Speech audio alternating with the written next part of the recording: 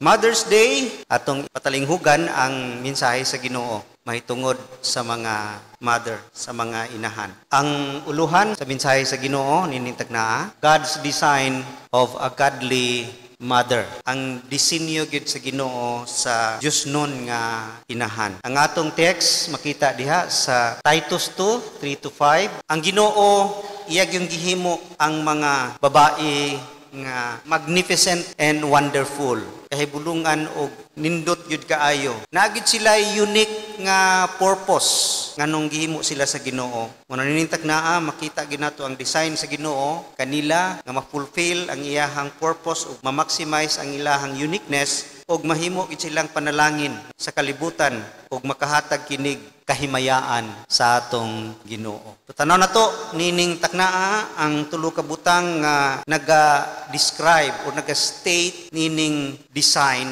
Sulod lang niini nga tulo ka mga verses.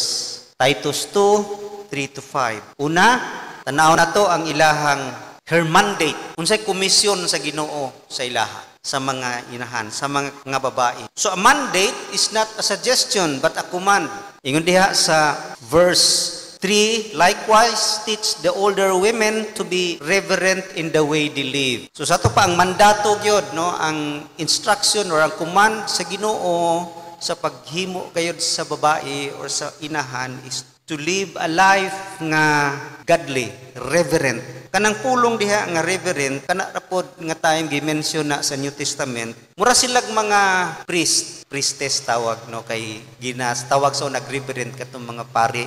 Pasabot nga dili sila pareha sa Ginoo nga ka-reverend, no, kay kita allergic anang pulong nga reverend. They are worthy of respect. Ang mga pari is na worthy of respect. Mao pud na ang mga inahan, mga babae nga they must live a life to be reverent in the way they live. Ang ilag yung kinabuhi mahimo yung wholesome and holy and healthy life. Women are called to be model.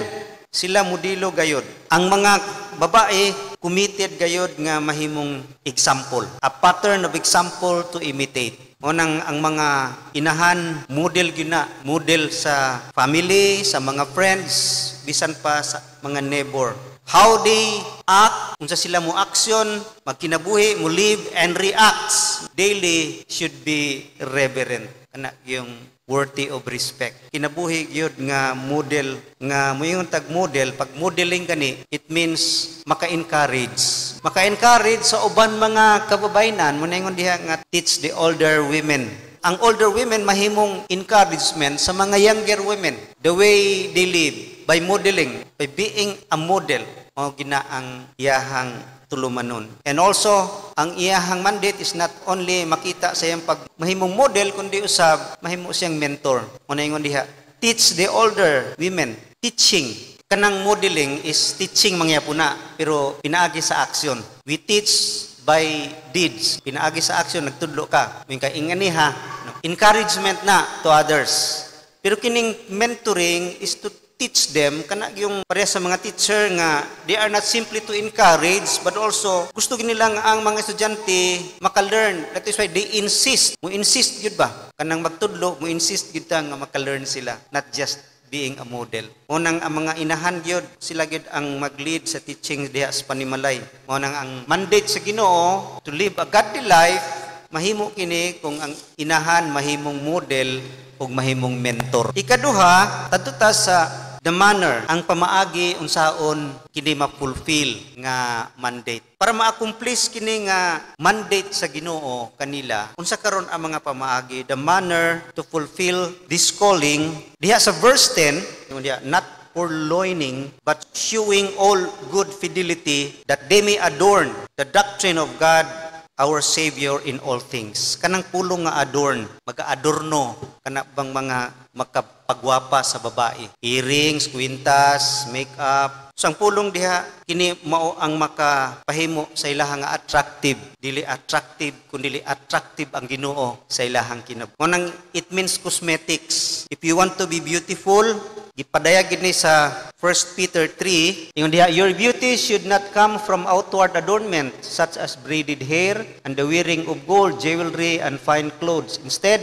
it should be that your inner self, the unfading beauty of a gentle and quiet spirit, which is of great worth in God's sight. So ang i-adorno daw, maka-beautify sa babae, ang beauty sa Ginoo. Ingon din sa 1 Peter 3:3-4 nga inward beauty, dili kanang nasa gawas. Mo nang ang babae gayod mapuno niya na spiritual cosmetics, espirituhanon nga adorno sa atong kinabuhi. Ug kana nga beauty dili mohupas. Ang beauty mo makeup mainitan muhupas, no? Pero ang beauty nga gikan sa Ginoo comes from gentle spirit, mahimo yung dili fake o dili mo fade. So tanaw na to karon unsa kining mga cosmetics, spiritual cosmetics nga a practical ways to accomplish the mandate nga to live a godly life. Number 1 nga gi-mention diha is sa verse 3, ingon diha, not be slanderers. Dapat dili slanderer. Kanang slander, kanang nagahimo-himo ka og istorya aron masira ang uban, aron madaot ang uban. Usahay ang mga babae known niini kanang marites or kana bang tawag natog false accusation,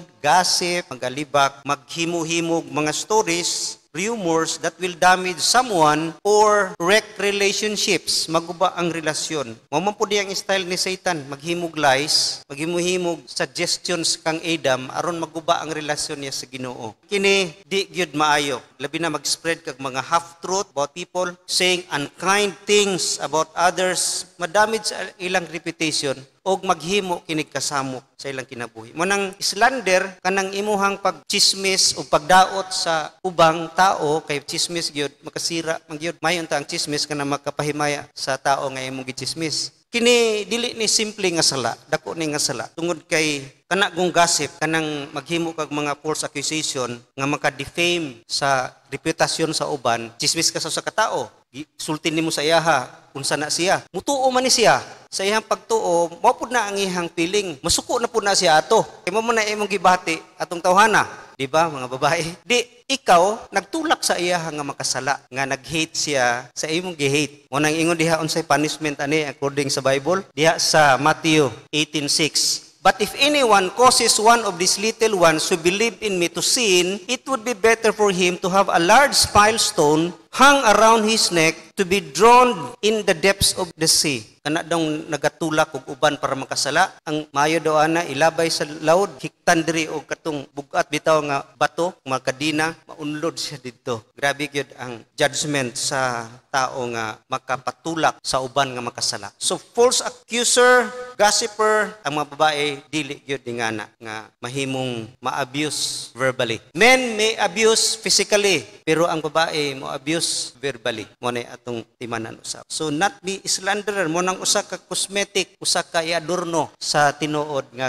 godly women or mother. Ikaduha, sa gi-mention diha nga iadorno sa babae, ingon diha to be slanderers or addicted to much wine. So dili addicted to wine. So kana gong addiction, ma-enslave ka, mahimo kang maulipon diha. Mo nang ingon gyud sa Ginoo, ayaw gyud mo pagkaulipon ni ana. Addiction is slavery. Maulipon ta diha, mapuno ta diha, mo na mo control sa atong kinabuhi. Mapuno bitaw sa suko, mo man mo control sa atong kinabuhi, di na ta control. Mo na ingon sa pulong sa Ginoo diha sa Ephesians 5:18, do not get drunk on wine which leads to debauchery. Instead, be filled with the Spirit. Pagkapuno noon sa Espiritu, kay gi-compare ang filled sa Spirit sa filled with wine, mapuno ka sa bino, ang Espiritu sa bino na mag-control sa imong kinabuhi, mo nang ikaw mausab ang mga maulawon, mahimong di na maulaw, mo nang mukanta na gani sa video kay sa una di mukanta. Pag mahubog na, kainom na, mukanta na. Matingala gid ka hilumon, pero pag makainom, mahimo namang samukan gid kaayo. Tungod kay controlled na siya sa espiritu sa alak nga puna sa atong kinabuhi. Kung ma-addict ta, controlled na ta to something, mag-consume na ta diha sa butang nga nahimo tang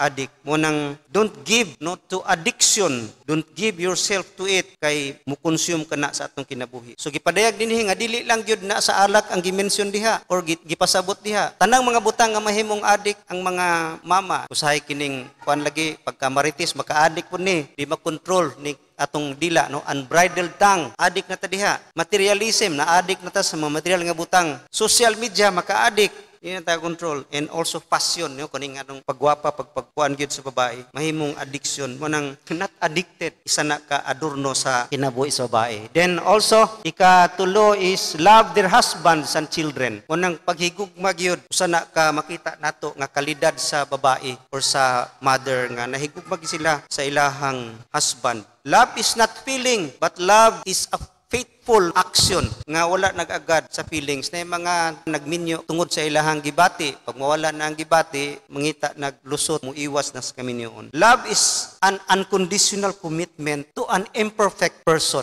Unconditional commitment, wala nag-agad sa feeling. Commitment na. Kung naingon sa Bible nga, love your enemies, it means Romans 12:21, pulihi ang dautan og maayo. Meaning kung gimuan kag dautan, himuan, balusan na mo og maayo. Wa nagpasabot diha nga naay feeling, pero basta muhimo lagi kag maayo sa tao nga naghimo sa imong dautan. That is love, commitment, faithful action. Unang ingana ang love sa mga inahan nga love is placing someone else need above sa ilahang kaugalingon. Kung makita maginaton sa mga mama mauna ang mga anak balag siwa sila sudan basta ang anak makakaon gyud og tarong. Love their husband. So pag-ingon dinhi sa atong text nga subject to their husband, di nagpasabot nga magpailalom ka nga mamubo na ka. It's not about inferiority. Pag-ingon nato nga submit to your husband kanang mga asawa, submit to your husband, wa nagpasabot nga inferior kundili. Ang gipasabot diha god pag moingon tag submission sama na sa kanang naa ka sa military nga rank, linya na gani diha. Asa ka mo butang, no? Asa ka ma-place. Mao nay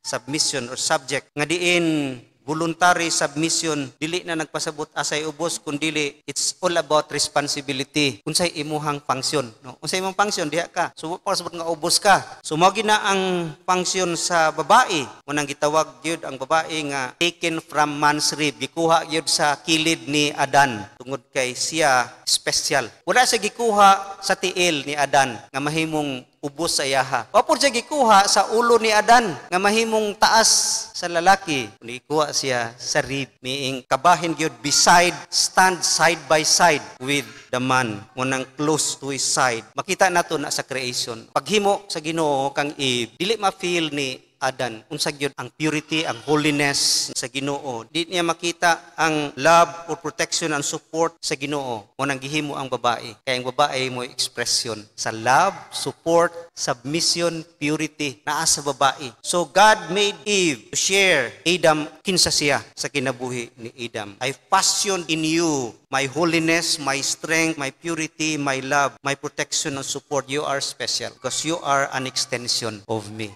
Unang anak ginang mga inahan. Unang kung tanaw na to, ang tao gi-create sa image sa Ginoo. Ang lalaki nag-represent sa image sa Ginoo, pero ang babae nag-represent sa emosyon sa Ginoo. Unang babae mga fragile gina, emotionally kuan gina sila. Mo gina ang ilang built-in sa babae. Unang respect sa mga babae, treat them well for they are fragile. Also love their children. Nahigugma ginang mga inahan sila mga anak. Ang nagpasabot nga tugtan unsay gusto nila kundili ang ilahang love na agi discipline og naapoy instruction. Sunod nga adorno sa kinabuhi sa babae is kana self-controlled. Be self-controlled and pure. Self-control, inato ganiha nga kung kita nagsubmit lang gyud sa Holy Spirit, controlled ang atong kinabuhi sa Holy Spirit. Mao kana ang gipadayag ganiha. Then not only self-controlled but pure. Live a pure life. You must keep away from everything nga maka-impure kanimo, mga outside nga maka-spoil, makahimong dirty, makakurap, ka-impluensya, makadaot sa inyong relasyon, mag-asawa, mga butang nga imong gilantaw, mga butang nga imong madungog, mga butang nga imong mabasa, ug makita diha sa internet or sa TV nga makasira, makahimo kanimong dili na pure, likayan gina mo nang be pure. Ano yung gani diha sa 1 Timothy 2:9-10. I also want women to dress modestly with decency and propriety, not with braided hair or gold or pearls or expensive clothes, but with good deeds appropriate for women who profess to worship God. So live pure, decent nga pagkinabuhi sa atong speech, sa atong dress, sa atong tanan nga relationship, labi na sa marriage, pure. And also another manner nga practical ways is be busy at home. Nagpasabot ba ni nga di na mo trabaho ang mga babae o ang mga inahan sa opisina?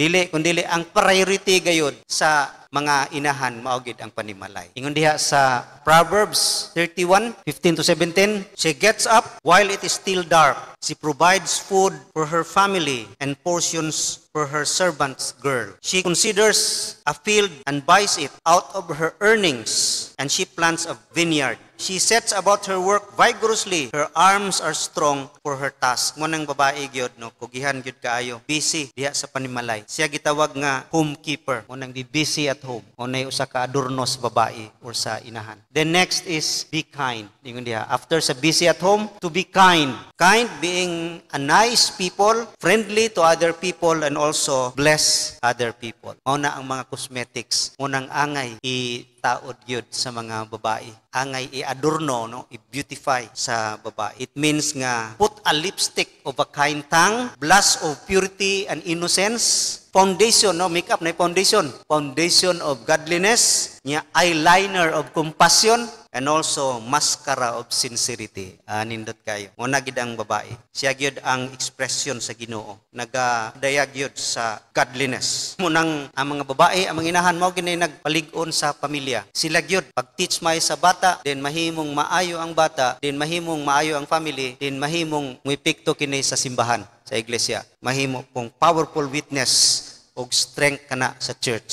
And lastly, adto ta sa motive. Unsay motibo gayud sa godly mother nganong siya ingana gayud mo aksyon. Nganong ingana gyud siya magkinabuhi. Diha sa last nga verse, ingon diha sumpay atong subject to their husband nya to be kind. Ang last diha nga pulong is that the word of God be not blasphemed. Ingon sa lain nga version nga, no one will malign the word of God. Aron dili mapasipad-an o makriticize ang pulong sa Ginoo. Mao diha ang gipadayag sa verse 5. So ang gipakita dinhi nga kung ang mga katawhan god nga nag-angkon nga sila Kristohano para sa mga inahan, godly mother. Kung ang ilahang pagkinabuhi dili godly, makita ng mga slander, mahimong magkatawa ang kalibutan o paingon ni sa pagbugal-bugal sa pulong sa Ginoo. The word of God will be blasphemed. Mapasipad-an noon ang pulong sa Ginoo nga ma-blame didto gyud sa pulong sa Ginoo. Sa 1 Timothy 6:1 ingon diha, all who are under the yoke of slavery should consider their masters worthy of full respect, so that God's name and our teaching may not be slandered. God's name and our teaching, meaning the doctrine, mahimong maslander, mahimong anoong madaot. Mao pud na sa atong pagkinabuhi as Christian nga kung kita nag-claim nga Christian pero ang atong behavior sukwahi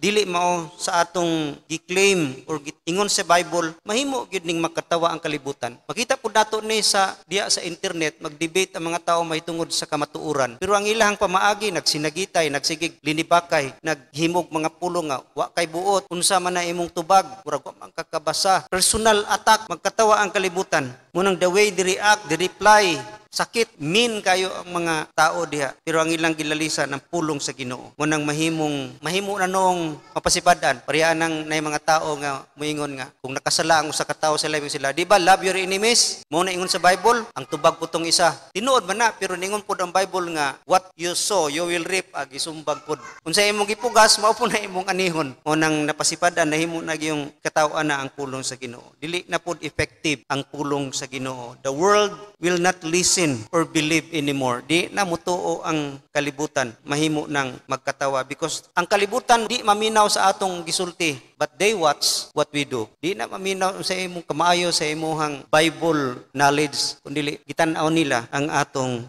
pagkinabuhi. Mo nang when we allow our home, no, kung ang mga inahan sukwahi ang ilahang mga gawi, maguba gid ang pamilya. The same kung makita sa mga anak o sa silingan sigig away maning mag-asawa, grabe ang mga pulong gigamit mapasipadan ang ngalan sa Ginoo. Labi na gid ang pulong, di ba? Nagtudlo man na sila og Biblia nganong ingana man ang ilahang paggawi. Mao pud na kung ang home ma-disintegrate, katawa ang kalibutan. The same sa church nga nag-away-away ang iglesia, nagkatawa ang kalibutan. Mao pud na makita nato sa mga eksperyensya bisan pa sa mga churches or associations gani mga dagko na kay naabot nga mga theological knowledge pero mag-conflict gani sa mga doktrina, maglalis, mag-away. Grabe nga batasan. Makita nimo nga mas worst pa noon ang ilahang mga gina-action, papapandol sa mga tao nga nagtan-aw niini ug makita nimo dili good testimony gayod kini. Munang unsay palabihon nato. Kung nag-away tada sa Facebook, the world will know, tanan makahibalo. So sa palabihon, ang gamay ra or ang daghan, or the saved or the unsaved. Maglalis po da simbahan, puro mo save. Pero ang maapektuhan, ang mga dili pa save. So unsay preference ni Jesus may tunay na makita nimo si Jesus didto magid sa mga lost, dili man siya sa mga righteous. Muna ang real motive gyud is kining butanga to display God and His glory to the world. Muna real nga motive sa mga babae. No nganong muhimo sila ni ana tungod kay sila extension man no sa kinaya sa Ginoo. Naa sa ila ang mga qualities nga nagpadayag sa emosyon sa Ginoo, angay gyud kana nila i-display. And His glory labi na ang himaya sa Ginoo. Pag magkinabuhi ta godly, mahimaya gyud ang Ginoo. Siya mapadayag ngadto sa kalibutan. Munang a woman who live nini nga mga principles, nini nga mga manner, they are a good advertisement for the Christian faith. Grabe ang mga babae gyud. Ilahang mandate. They are billboard of God to display His glory, His grace, and His love. Samtang sila mag-show og love, makita gyud ang love sa Ginoo. Sila mugib, makita ang paghatag sa Ginoo, nga gihatag niya ang tanan nganhi kanato. Gikuha niya atong sala ug ang punishment iyang giangkon. Mao nang He gave His very life. Mao kini ang mga tulo ka butang nga importante kayo dinhi makita gyud yung unsa gayud ang godly mother. Mao nang niningtag naa as Mother's Day. Today is the day to honor them. Kita nato unsay design sa Ginoo sa ilaha. Ug as peer experience sa ato kita mga anak nahimo magitang anak, makita ginato ang ilahang pagkinabuhi nga nganong naingan ni tagaron tugod na naatay mga godly mother nga naghimo gyud nagtuman gyud atong mga qualities katong mga manner atong mga practical ways nga sila makita gayud nga godly mother ug nagglorify gyud ang Ginoo sa ilang kinabuhi. So it is their day, we have to honor them. And also as the day of the Lord, ilahang day karon pero kini pud nga day is the day of the Lord's day, we will glorify God sa ilahang kinabuhi. Labi na gayud nga magglorify ang Ginoo pag maayo kung ang mga inahan or mga kababayenan mo recommit again. Munang every year is a recommitment. Recommitment meaning mandate, manner of how we fulfill those mandate, and also the motive is to glorify and display the character of God to the world. Nga sila mahimo yung attractive scent of God to the world. It is a high calling. They are deserving of our gratitude, honor, and our love.